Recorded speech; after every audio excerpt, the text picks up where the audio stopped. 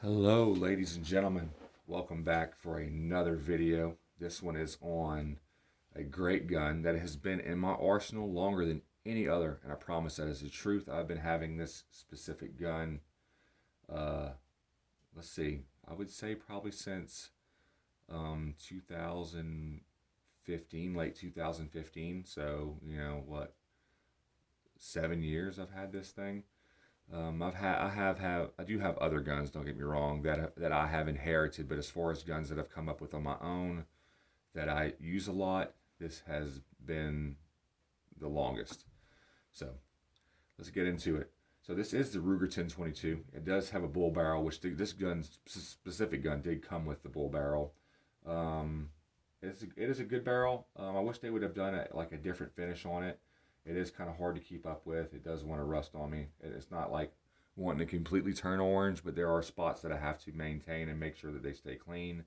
And it's probably because at some point in time I got a little scratch in that one specific place and it starts to rust there, so I have to give it extra care, just like you would any other barrel. But I'd rather if this would have been Cerakoted. But it's really nice. I mean, these aren't super expensive. I think they might cost right around $400 or something like that to get one like this, which has a great trigger. It is like this is a like a match trigger. It's really wide, so I like it. The barrel is a 1 in 8 twist, I think, instead of a 1 in 16 like a 22 barrel normally would be. I wish that this barrel was in 1 in 16 was a 1 in 16 twist, because then it would like a lot more ammo. This one tends to only like the subsonic stuff. So if I attempted to shoot something out of here like a CCI Velocitor or something like that, they'd be shooting all over the place. But it really likes the 22 stuff like CCI Green Tag or the Federal Match for 22 and any other subsonic stuff like Blazer, which I think is made by CCI because it has a little C on the back of it. It shoots that stuff great. It really likes it. Also, I have some Remington Club Extra that it really likes too. So pretty much anything that's made to be matched, this gun likes. But I like to have the extra velocity if I'm going to be hunting things like rabbits and such. Squirrels, it really doesn't matter. Just a lead round nosed 22 slug will do the trick. But on rabbits, for some reason, if you happen to not hit them in the head, it really likes which aren't super fast either, but they're fast enough where they aren't quite as accurate, but they do a good job on rabbits. That is the, I think, 32 grain Winchester odd number box. So they're like the box of 555 or a box of 333 or 222. That's just how they do it. It's pretty cool, but that's a really odd number to have in a box, 333. Huh. But it likes those, and they are hollow point, and I have not had anything run away from one of them bullets. So, like I said, I do wish that this would be a 1 in 16 twist barrel, but if I would have looked, I probably could have found one of those. So it is super easy to keep stable because there is a lot of weight out front. It's not a super heavy gun, and so it's not going to tire you down in the woods if you have to carry it around all day or whatever else. It's just not going to. It's not super heavy, but for what it is, a 22 rifle with a bull barrel, the weight that is out front does lend to a much more steady shot, which I do appreciate. So, and the trigger is really nice, so that helps also. The specific optic doesn't matter, but what I happen to have on this one is the Nikon ProStaff Rimfire 3-9 power. It does have a BDC reticle. It's really super easy to use. Just a good scope. I like it. Was actually thinking about putting something different on here just to have something different. I don't have Nikon on any other of my guns, but there's nothing wrong with Nikon at all. But the one thing I don't like about this scope is the turret caps are plastic, so that means that the threads in the inside are plastic, so they're super easy to strip. So whenever you're putting the cap back on the gun after taking it off to do some adjustments or whatever, you got to make sure that it's on there just perfect and take your time putting it on there, especially in the beginning when you start screwing it on. That way it doesn't become cross-threaded, which would be an issue for one of these, because the cap would then at that point be pretty much ruined. So I wish Nikon would have used some type of aluminum cap or something like Vortex does. There wouldn't be that much more, costly. the scopes cost as much as they do. They're kind of pricey as it is, so I don't understand why they couldn't just put a better cap on them. But it is what it is. It's a good scope. It does what I want it to do. This gun is super dirty. I do clean it, but this gun has seen more action than any of my other ones. I have taken this gun coon hunting. I have dropped it. I've almost lost it. I've gotten it wet. I've gotten it rained on. It's got snowed on. It's got mud on it. All that stuff. And I had some issues with feeding and things like that. I think that is mostly because this is a match barrel, and it does say on the barrel that bullets may not eject sometimes. It says that right there, actually. You just can't see it, but it is there. Trust me. I'm not here to lie to y'all about anything, or I'm not sponsored by anyone, so I'm just giving you my honest review on everything that I review is going to be 100% with me. So, yeah, I at this point have been thinking about recently putting another heavy barrel on here that is a 1 in 16 twist, just to have a bigger variety of ammo that I could shoot, and also be able to shoot some higher velocities, which attributes to knockdown power. So yeah, I've had a few things get away from it that I didn't headshot, whether it had been coon hunting, like I said, some rabbits. I mean, if you don't hit them in the head, rabbits are pretty resilient.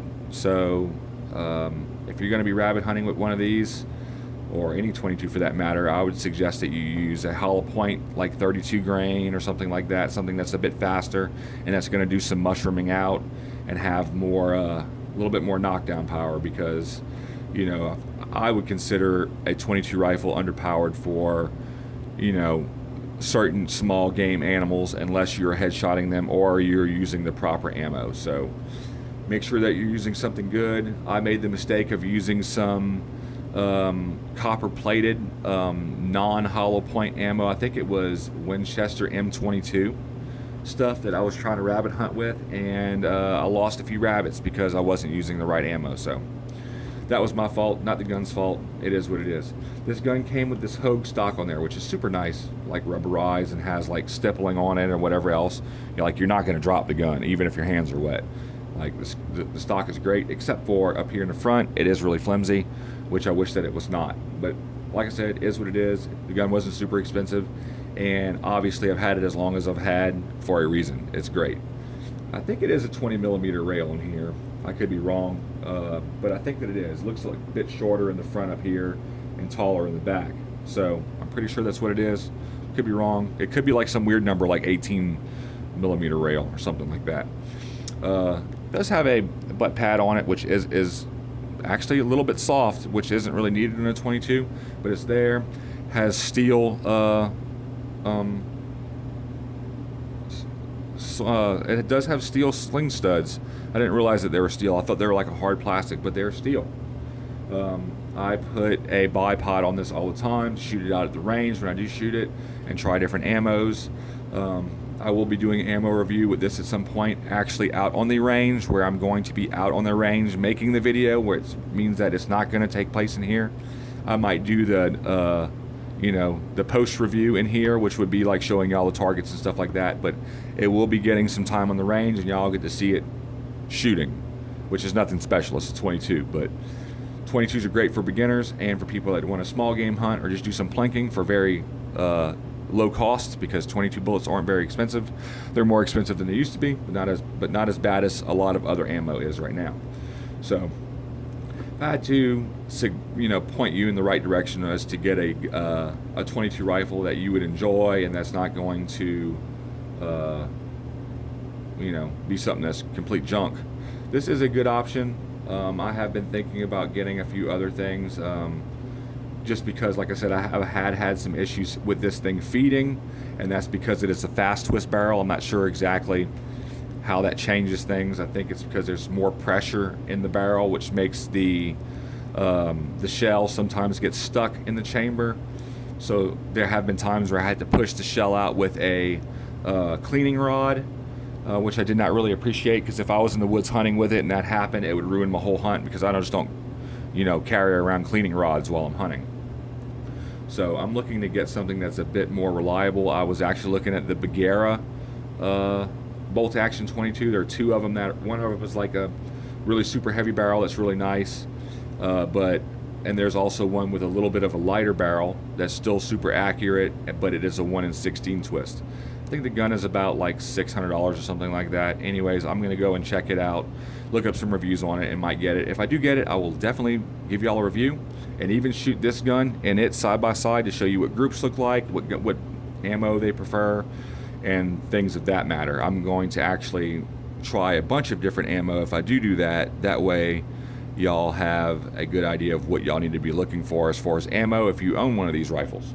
So anyways, there isn't very much left I have to say on this. It is really, if you just look at it in this aspect, it is a gun, Ruger 1022, that has a budget bull barrel on it that shoots decent groups for what it is. But their 22 is a lot more accurate than this, like Voodoo and Volkortzen and Bergera, other rifles. I'd rather have something that is a bolt action, actually.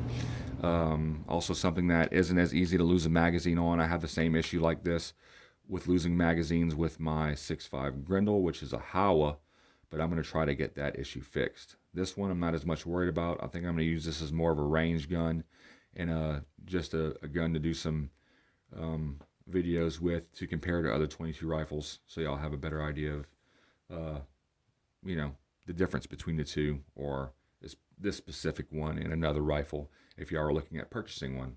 So anyways, thank you very much for joining me. As always, my furnace just kicked off at the end of my video instead of being quiet for my whole video. Another thing about this barrel, while I'm here right before I'm done, is it is threaded.